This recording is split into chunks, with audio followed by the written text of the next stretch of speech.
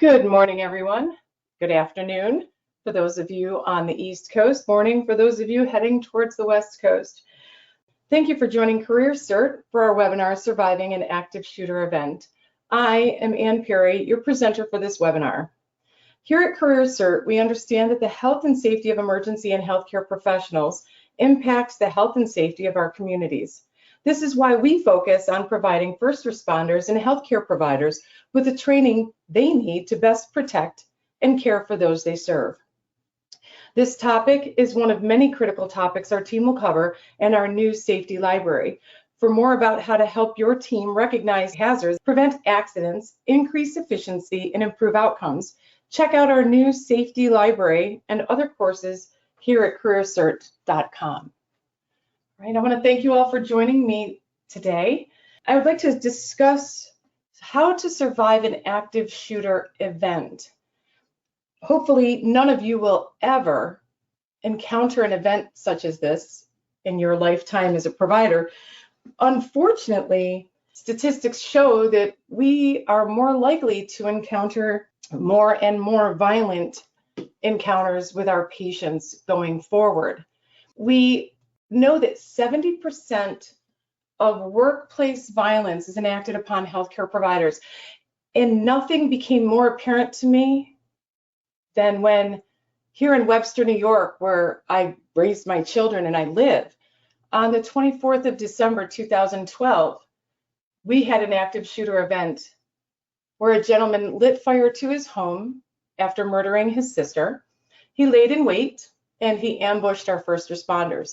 He killed 2 of them and seriously injured 2 others.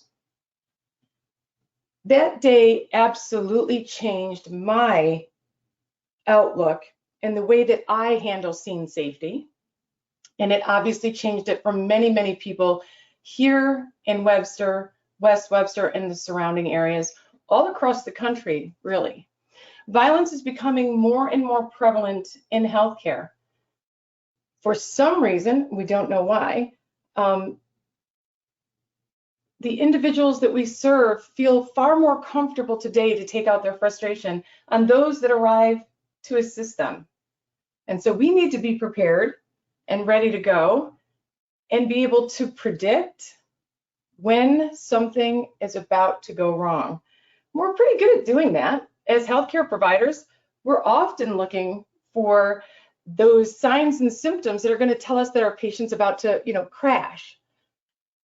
We've got to add another set of tools to our toolbox so that we can now assess some of those not so obvious signs and symptoms that we'll see. When we're talking about our workplace, patients are usually the individuals that are the ones that become violent against us. However, family members, okay, when we're out in the field, if we're working in an office, sometimes it's a colleague. Sometimes it's the loved ones of the individuals that join our patients when we're in a facility versus out at their home. So we have to be able to recognize some of those signs and symptoms that are the individuals that are with us are escalating and about to lose control.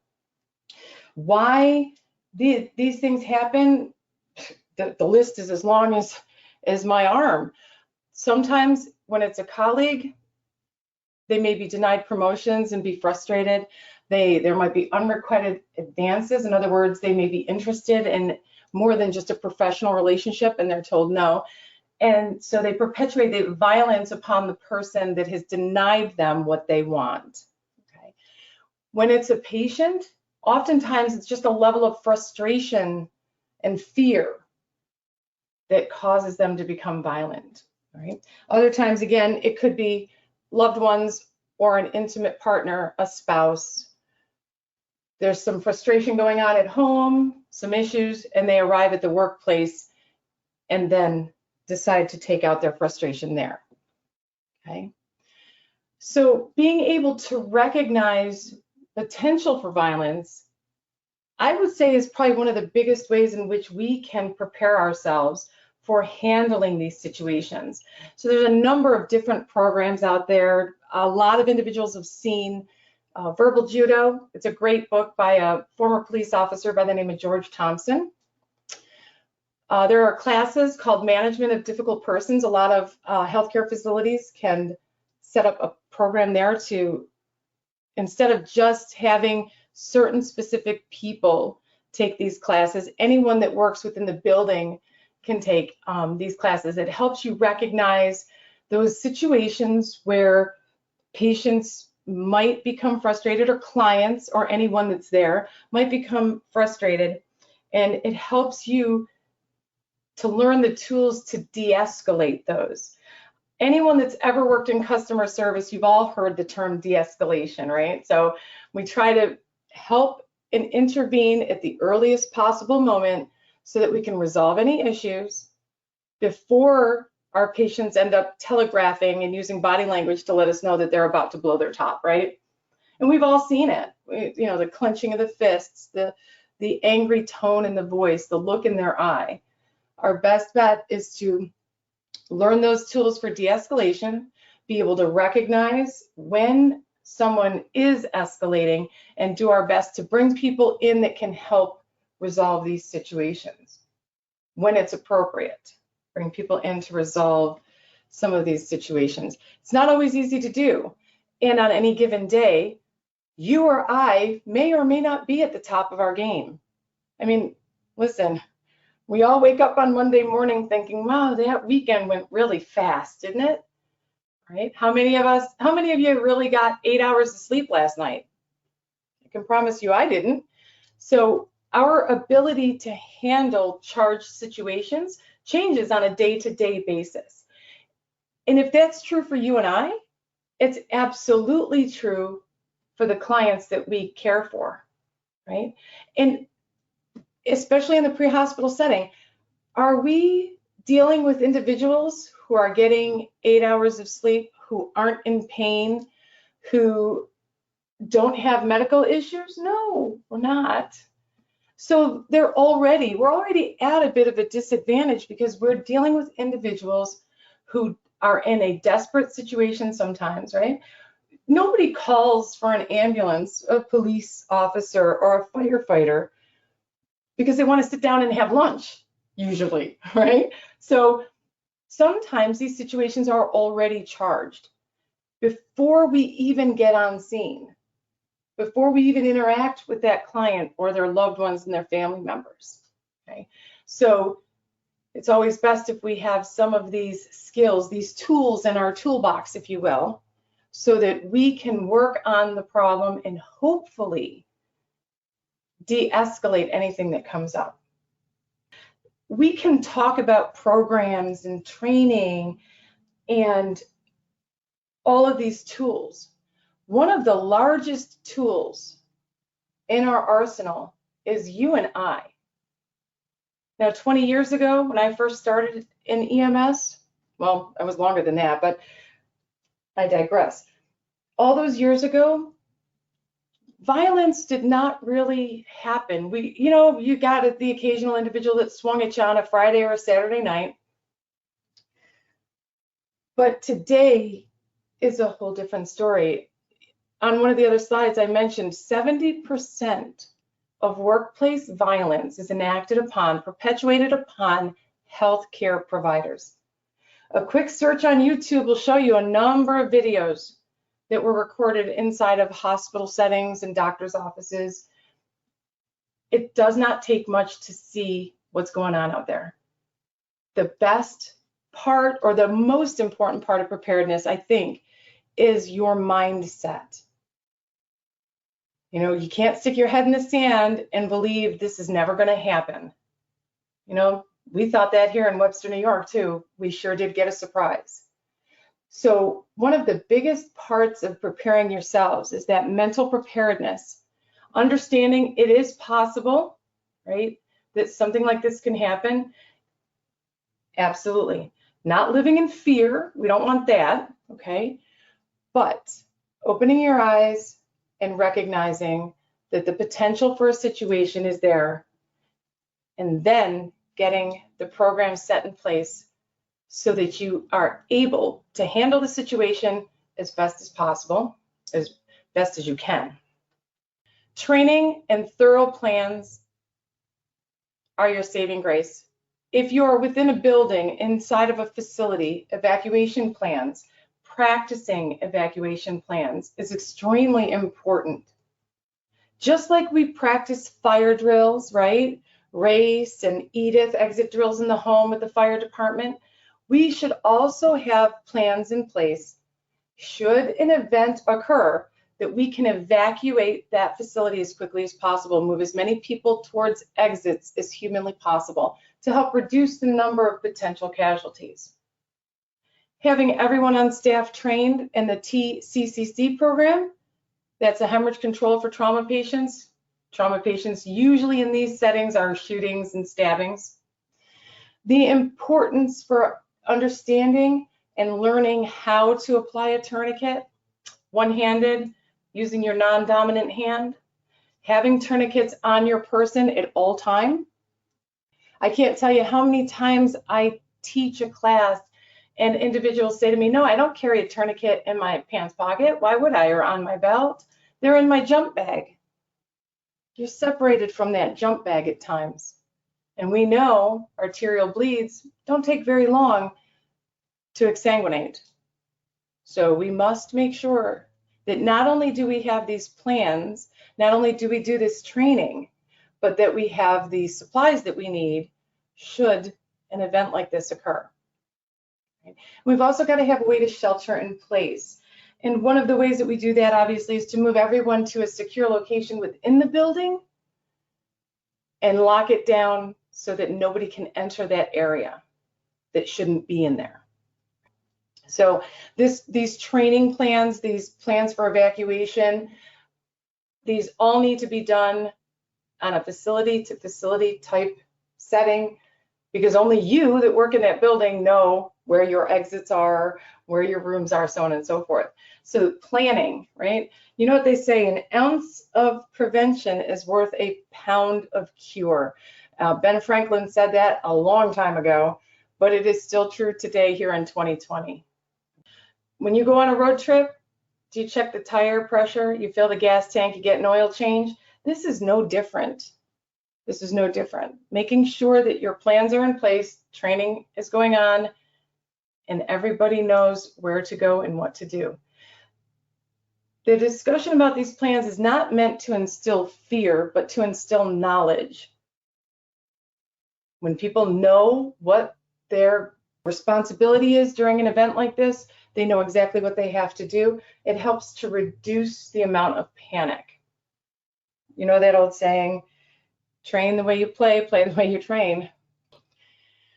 Also important is making sure that should an event such as this occur, an active shooter event, or any other violent occurrence, resiliency training for your providers, the individuals that are involved, and the individuals that aren't involved.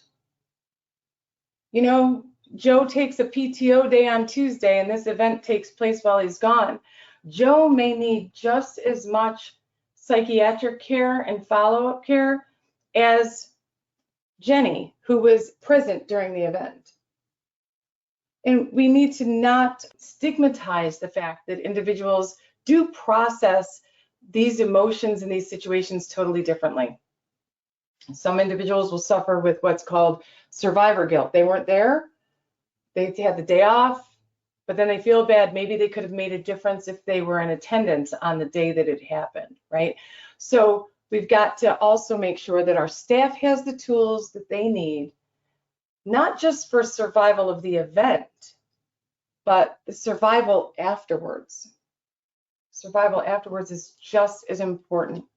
All right, so we have to provide our staff with the tools for maintaining their mental health and wellness at all times. Extremely, extremely important.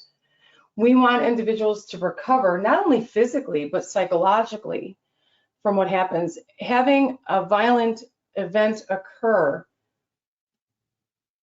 can really, really interfere with a person's ability to even arrive back at the workplace after the event is resolved. And we want our people to come back and continue working. So we've got to give them the tools that they need to maintain their mental health and wellness. When we're talking about violence against healthcare workers, okay, we know that it's escalating.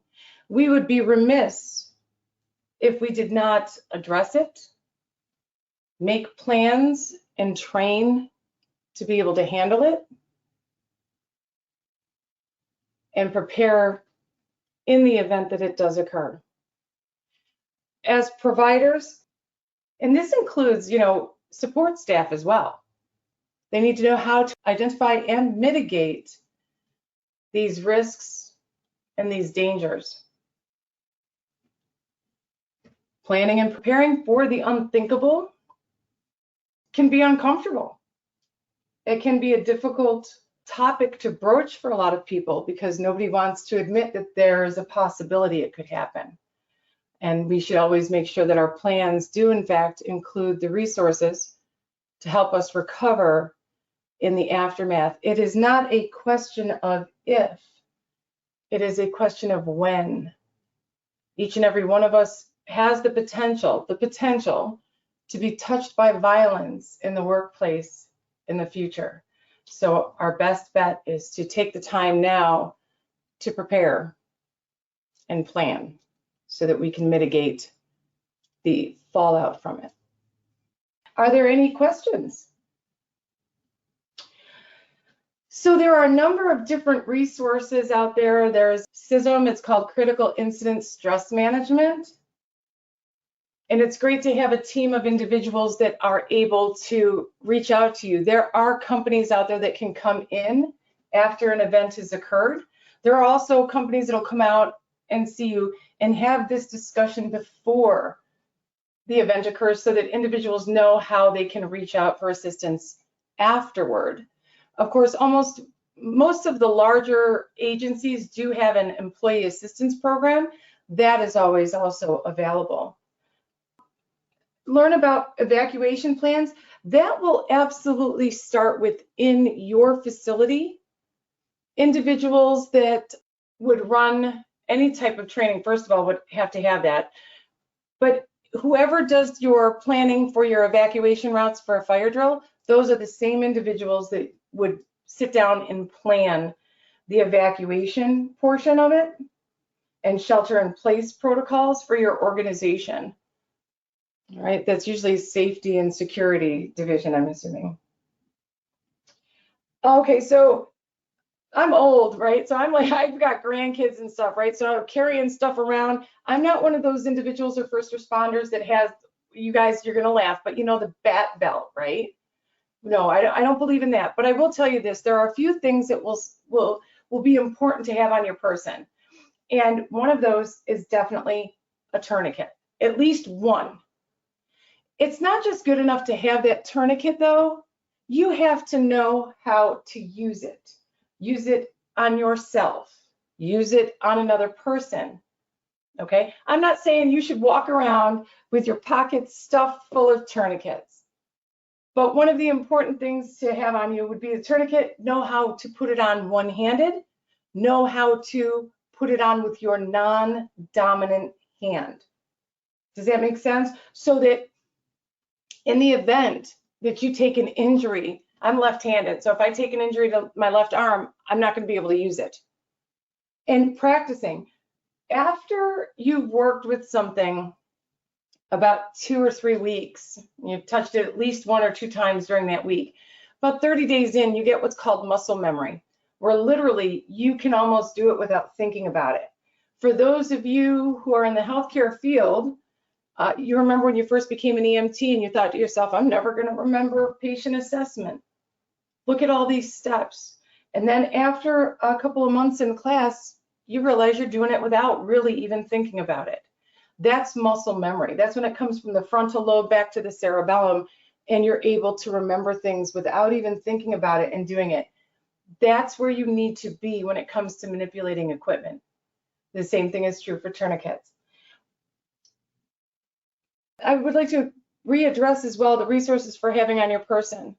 Understand too, it doesn't matter about gauze.